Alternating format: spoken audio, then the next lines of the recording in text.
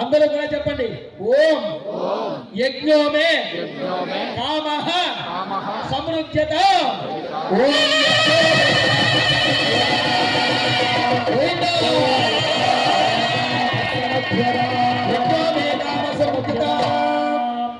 మరి మూడోసారి అందరూ కూడా చెప్పండి.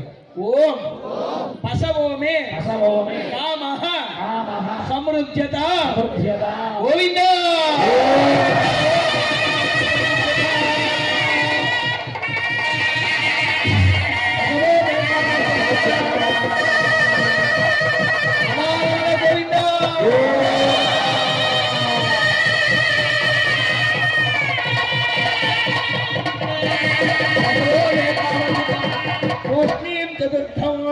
ఇక మీ మనసులో ఉండే ధర్మపరమైనటువంటి కోరిక ఏదైతే ఉంటుందో ధర్మపరమైనటువంటి కోరికని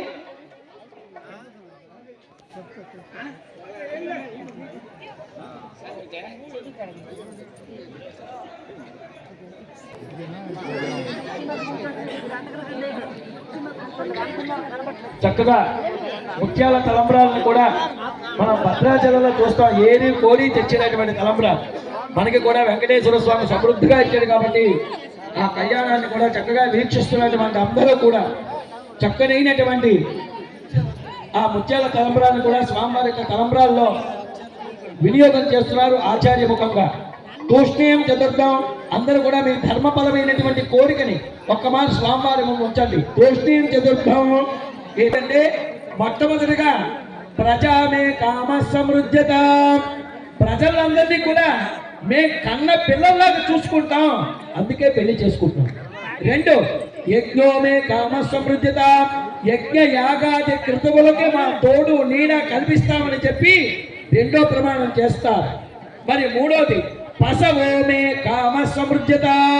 సమస్తమైనటువంటి జీవరాశుల్ని కూడా మేము కన్నేటటువంటి ప్రాణుల్లాగా చూస్తాం అని చెప్పి గృహస్థ ధర్మానికి శ్రీకారం చుడతారు కళ్యాణ వేదిక నుండి. అటువంటి కళ్యాణమే పెళ్లినాటి ప్రమాణాలు అంటారు. తలంబరాలు బియ్యం ఊరకనే పోసుకోరు. ప్రజామే కామ సమృద్ధిత. రెండోది యజ్ఞోమే కామ సమృద్ధ.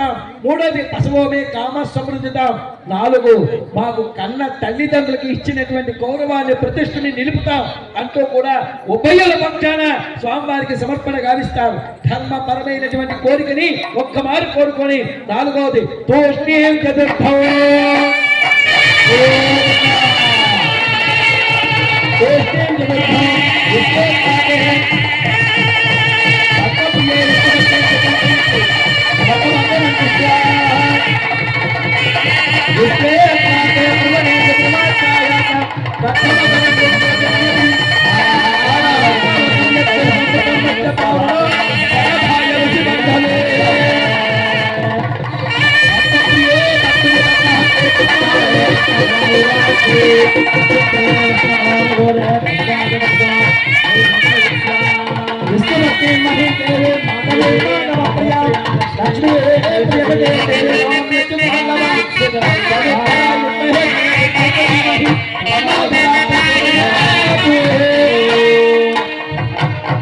అదే తలంబ్రాలు బియ్యం స్వామివారికి సమర్పణ చేశారు కదండి.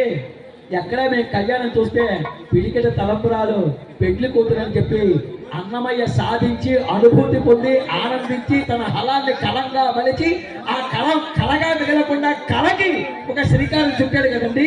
అటువంటి అన్నమాచార్య పొదిగినటువంటి అక్షరాలతో సౌందర్య రాశీభూతాన్ని సమర్పణ చేసుకున్నాం కదండి అని చెప్పి నా వంక చక్కగా లీలా పార్వతి నాదం పాటకి ఇచ్చారు. వాళ్ళు చక్కగా చూస్తున్నారు. ఈ పాట ఎప్పుడు మా చేత సమర్పణ చేయిస్తారని ఒక పుష్పంలాగని చెప్పి.